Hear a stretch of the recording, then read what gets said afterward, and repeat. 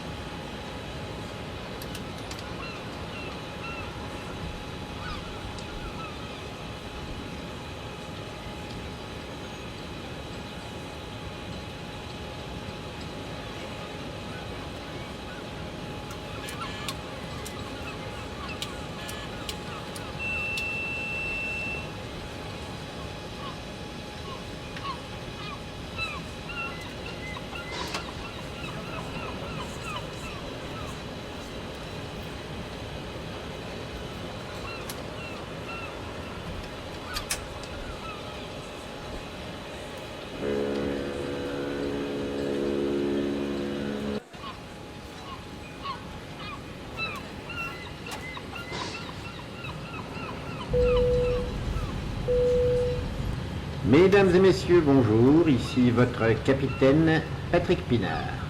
Bienvenue à bord du ferry Grand Rue, à destination de l'Université buissonnière des Arts de la Rue. La durée de la traversée sera d'environ 2 jours, pour une arrivée prévue jeudi à 17 heures précises.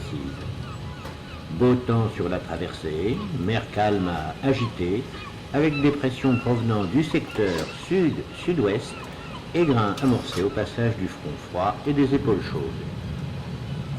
Nous vous informons que les membres de l'équipage, portant avec superbe la rayure marinière, sont chargés de votre accompagnement sympathique et de votre confort confortable. Au nom de la compagnie Grand Rue et de l'ensemble de l'équipage, nous vous souhaitons une agréable traversée.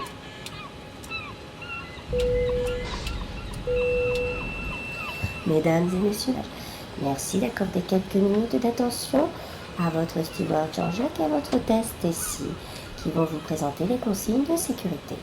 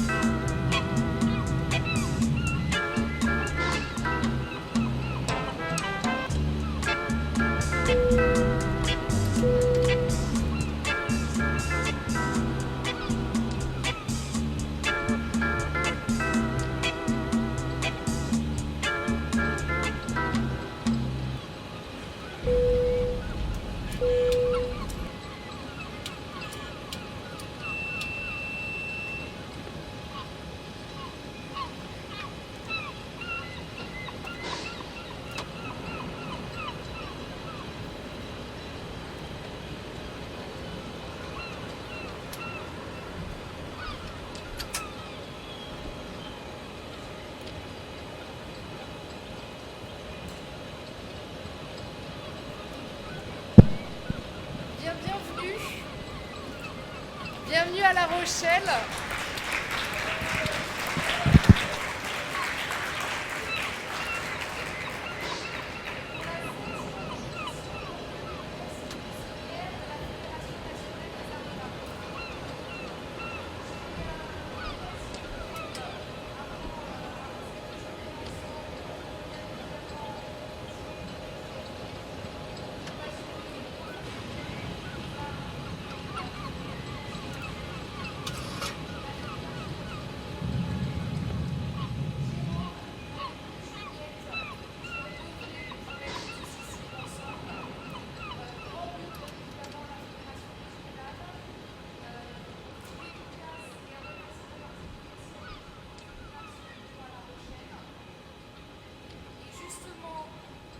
Je vais donc passer la parole à monsieur le maire de La Rochelle, Jean-François Fontaine, qui est là, à qui je remets donc le manifeste de la création artistique dans l'espace public que vous avez vu, et qui est notre cri du cœur, que je vous remets donc.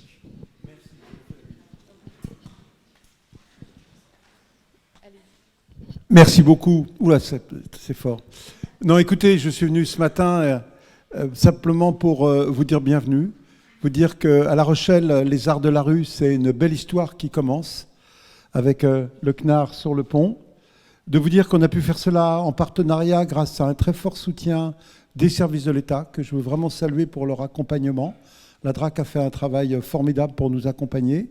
Dire également à Katia Bourdin, qui représente la grande région, la nouvelle région Aquitaine, combien leur soutien est précieux. Et c'est ensemble qu'on va pouvoir accompagner. À notre place, on est des équipiers, mais le CNAR sur le pont avec son grand capitaine qui est ici. Donc voilà, c'est une belle page qui s'ouvre. Et pour nous, d'avoir cette manifestation, c'est extrêmement important parce que ça nous permet d'échanger, mais ce que vous faites déjà depuis longtemps, et puis aussi de voir les expériences qui ont lieu partout en France depuis de nombreuses années, pour pouvoir justement nous-mêmes acquérir ici à La Rochelle toute l'expertise nécessaire, parce que dans ces pratiques, eh bien, il est clair que l'expérience, l'échange est un élément qui, pour moi, me paraît essentiel. Donc, en un mot très bref, bienvenue à bord, bienvenue à La Rochelle, et merci à l'université de nous accueillir pour cette belle manifestation. Très bonne journée à travail. Alors, vous allez terminer votre croisière demain. En même temps, il y aura Francis Joyon qui va battre le tour du monde à la voile. Il va faire le tour du monde en moins de 40 jours. Donc, il y aura 2 événements importants demain à l'arrivée de la croisière. Bonne croisière à tous.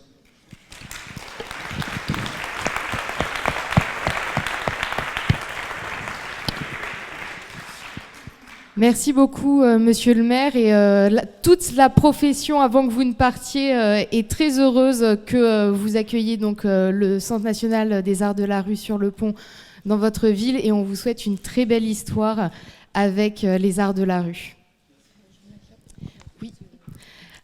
Alors, je vais passer la parole à Catherine Benguigui, qui est donc vice-présidente de l'université et qui nous accueille donc pendant les 2 jours. Et à qui je remets donc également le manifeste. Merci beaucoup. Donc, monsieur le maire, monsieur le directeur des affaires culturelles, madame la présidente de la commission culture de la région, messieurs, mesdames, je voudrais d'abord excuser Jean-Marc Augier, le président de l'université, qui ne pouvait pas être là ce matin, donc il m'a demandé de le représenter, ce que j'ai fait avec beaucoup de plaisir, dans le sens où, à l'Université de La Rochelle, grâce à plusieurs acteurs, donc la Maison de l'étudiant, la Flash, c'est-à-dire la faculté où vous êtes ici, et puis le Master Développement culturel de la ville, dont je salue le directeur qui est parmi nous, Laurent Hugo, nous avons pu vous accueillir ici, et je suis très heureuse et très honorée d'accueillir cette université buissonnière des arts de la rue. Merci à la Fédération nationale, merci à la Fédération régionale et merci au CLAR de nous avoir proposé ce que nous avons accepté tout de suite, de vous recevoir ici. Pour plusieurs raisons. Une raison par rapport au fait que l'université, ici à La Rochelle, mais au niveau national aussi, et en tant que présidente de Art Université Culture, l'Association nationale de l'action culturelle dans l'enseignement supérieur, je veux souligner le fait que dans tous les territoires, l'université est aujourd'hui une actrice culturelle des territoires et fait des partenariats très forts construits avec les institutions et les événements culturels. Et ça, pour nous, c'est extrêmement important de créer ces partenariats.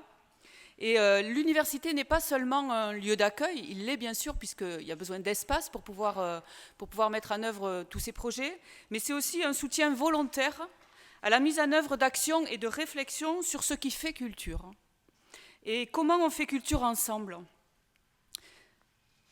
Le fait que ce soit dans l'université et que vous vous appeliez Université buissonnière des arts de la rue, la concordance des termes en est un symbole.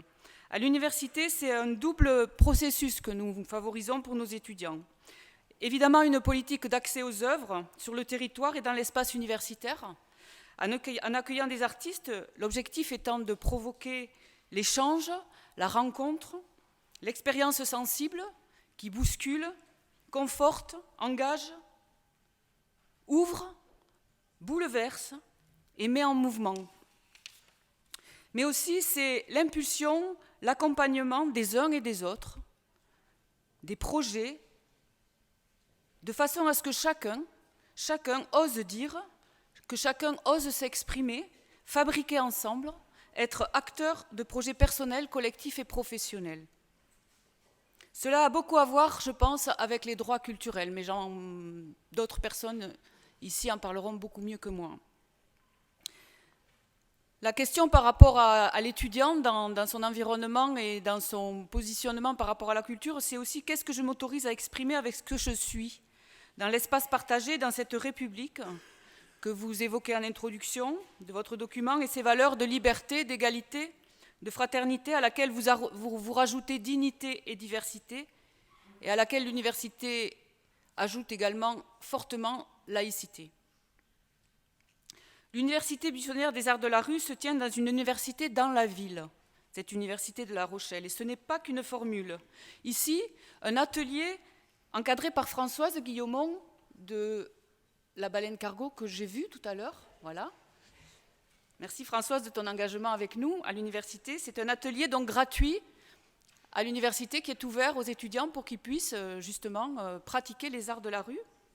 Les étudiants investissent l'espace public et s'expriment dans la ville. C'est un vrai choix de susciter l'expression publique, la confrontation à l'urbain, humain, spatial et temporel. Nous savons ô combien le rapport à l'espace transforme le rapport aux autres, à la culture, aux politiques dans le sens noble du terme. Il y a nécessité de convaincre, d'incarner l'espace public. Le mot public doit affirmer son sens. Alors, accueillir ici cette université buissonnière, c'est défendre cela et indiquer le bonheur que l'université a à co-construire avec le CNAR, réellement installé. Ancrer le CNAR en interaction avec ses partenaires. Ancrer et graver l'idée qu'ici à La Rochelle, la culture infuse dans la ville et émerge de la ville.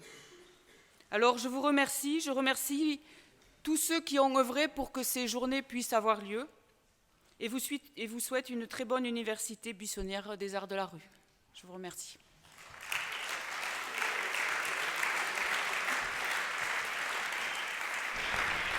Merci beaucoup.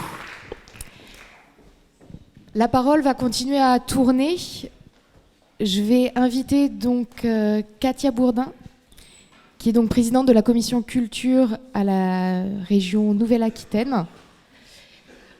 Voilà. Et Katia, je vais également vous remettre donc le manifeste.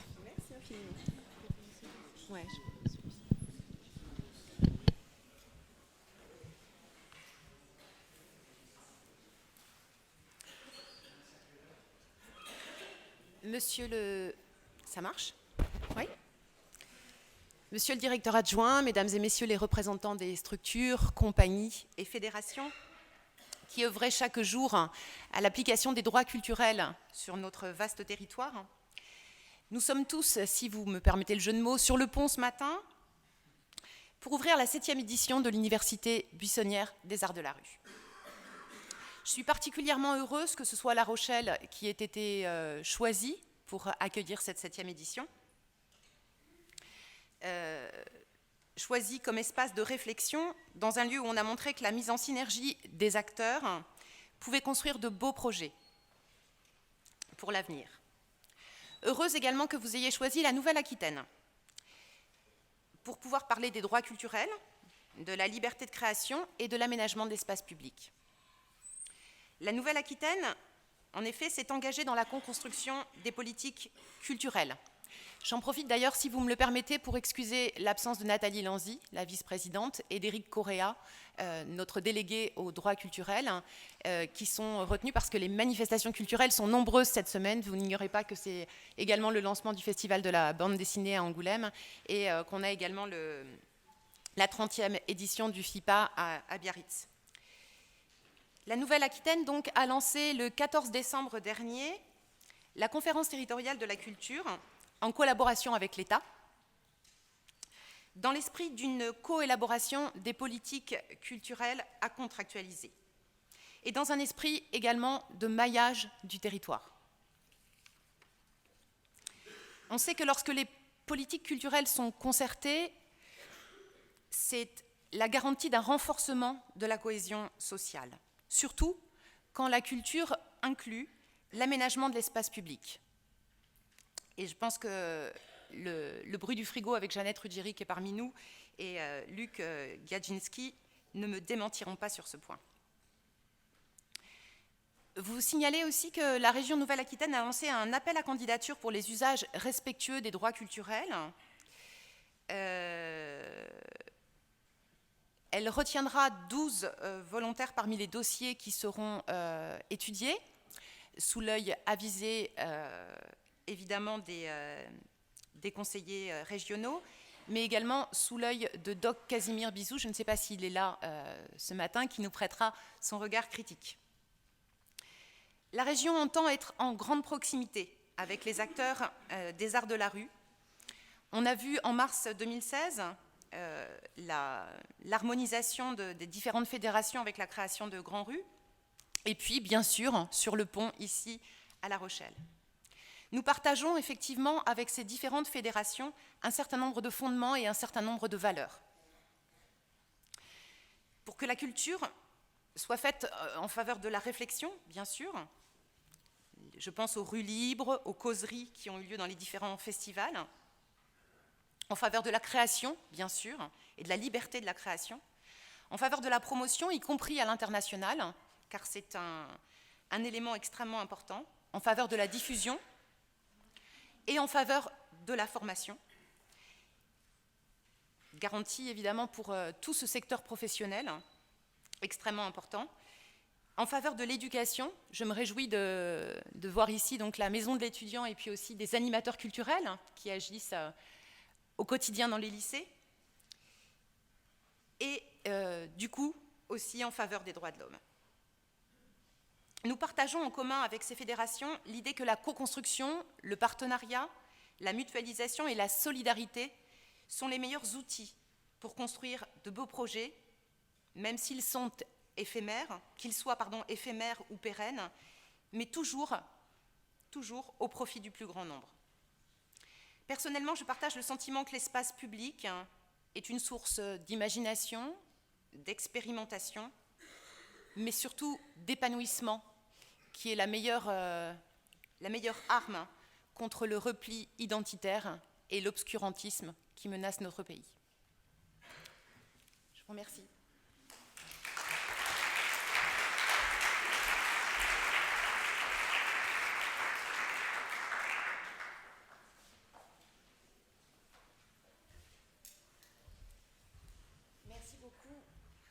Merci beaucoup, Katia Bourdin.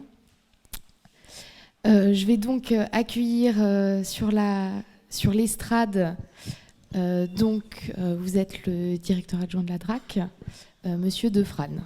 Et je vous remets également le manifeste. Merci. Merci beaucoup. Très bien, bonjour à tous, bonjour à toutes. C'est un grand honneur pour moi d'être ici sur un amphi face aux personnes qui représentent le monde des arts de la rue. C'est un moment important parce que de fait, les arts de la rue, c'est un espace commun, c'est un espace d'expression. C'est un espace d'expression qui nous a été, qu'on a gagné, que les Français ont gagné dans la rue justement, et qu'il faut continuer à défendre parce qu'on a essayé de nous le priver. Les attentats de l'année dernière, l'année d'avant, nous ont bien menacés, nous ont bien touchés et ont eu des conséquences sur vos festivals, votre expression. Et c'est quelque chose qui est indispensable. La rue, c'est aussi le seul bien commun de toutes nos collectivités qui sont en train de se regrouper. L'air de rien, c'est parler d'une France qui se restructure petit à petit, par petites touches, mais qui arrive. On parle de la création de la communauté urbaine de Poitiers, par exemple, mais aussi le Grand La Rochelle, etc. Ce sont des territoires qui bougent. Les espaces de coopération, les élus sont en train de le faire. Soyons dans le monde du spectacle, soyons également en capacité à coopérer. Je crois que l'expression de cette université buissonnière en est vraiment un beau témoignage. Soyons, la rue, c'est un espace de coopération, donc soyons coopératifs. Le ministère de la Culture est à vos côtés pour structurer un petit peu des offres, structurer des choses, des formes. Donc on est sur un soutien qui s'est réaffirmé avec Audrey Azoulay. Je crois que 2017 va continuer, en tout cas le début d'année, on va continuer ce soutien. Et je voudrais aussi témoigner de notre présence, puisque au-delà de la conseillère théâtre et art de la rue qui est à mes côtés, je crois que le ministère a dépêché l'inspection et la délégation théâtre, que je voudrais remercier d'être venus jusqu'ici. Voilà, ils sont là. Merci.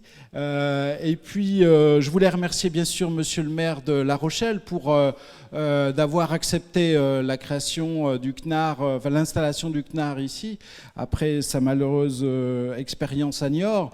Ce que je voudrais remercier aussi, c'est évidemment la région qui nous suit sur cette expérimentation d'un CNAR à La Rochelle. Et puis, Madame la représentante de l'université, merci de votre accueil de cette université buissonnière. Voilà, je ne vais pas être plus long, on va sortir du tunnel, comme on dit dans notre expression, c'est-à-dire que les prises de parole successives sont toujours un préambule, parce qu'effectivement, il faut bien se faire connaître. Donc nous, le ministère de la Culture est donc encore à vos côtés, et on est tout à fait friand de vos débats de la journée et de celle de demain. Bonne université.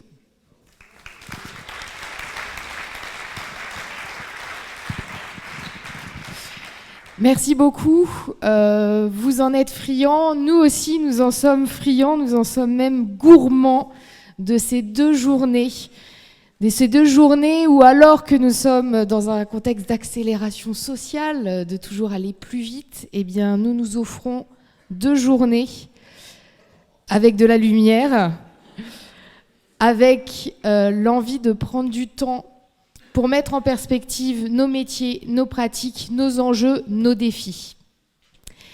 Alors, vous allez avoir bien évidemment des ateliers et des plénières avec des intervenants éclairants et des ateliers pétillants, avec également le manifeste que vous avez vu, que vous avez sûrement entre les mains également.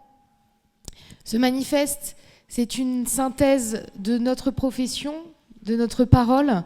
C'est surtout aussi notre outil par rapport aux mois qui vont venir, la campagne électorale bien évidemment.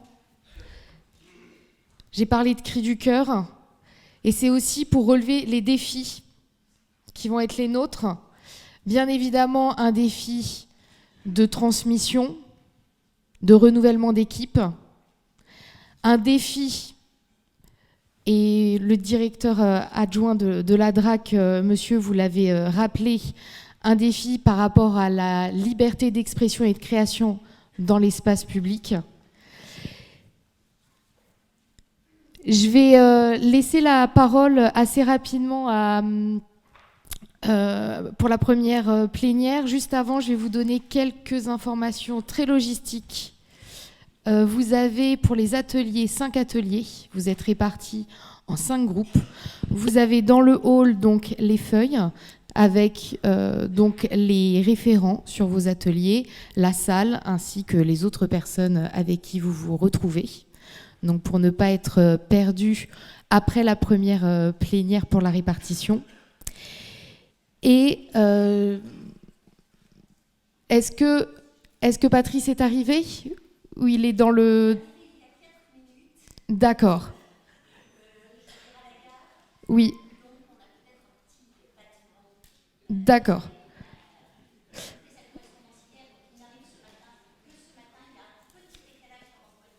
D'accord, donc vous avez Patrice Meilleurbiche qui, pour vous raconter dans tous les détails, a raté sa correspondance hier soir. Et donc, il est vraiment à quelques minutes d'arriver pour cette première plénière.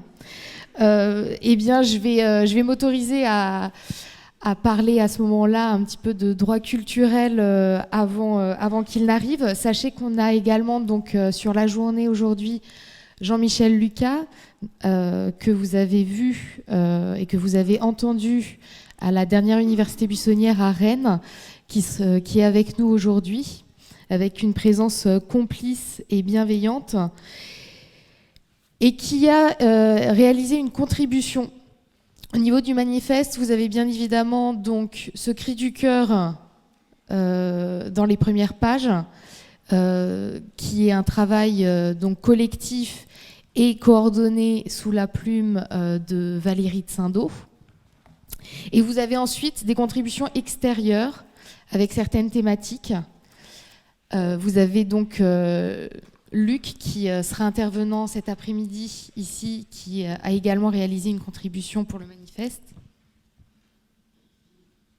Et Jean-Michel Lucas donc sur les droits culturels.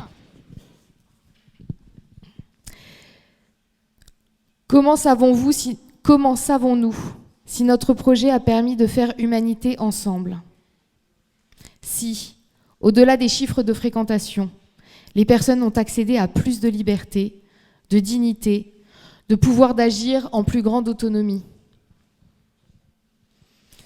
Comment savoir si notre action a perpétué ou non les rapports de domination et ou de distinction culturelle, enfermant chacun dans un rôle défini d'avance par l'institution ou par la logique de marché? Deux grandes questions que Jean-Michel Lucas pose dans sa contribution, qu'il évoque par rapport aux droits culturels. Alors, Patrice Meilleurbiche, qui va arriver, est donc philosophe. Il vient de Suisse, donc c'est intéressant aussi d'avoir un point de vue qui n'est pas franco-français, d'avoir aussi un point de vue qui décale. Et il a également été impliqué au sein de l'UNESCO et à la chaire de la Ligue des droits de l'homme, et également à l'université donc de Fribourg en Suisse. Vous avez au niveau... Ouais. Avant peut-être, je vais en profiter pour laisser la parole également à la fédération régionale, à Grand-Rue. Alors, Françoise étant partie, sa chaise étant vide, c'est pas grave.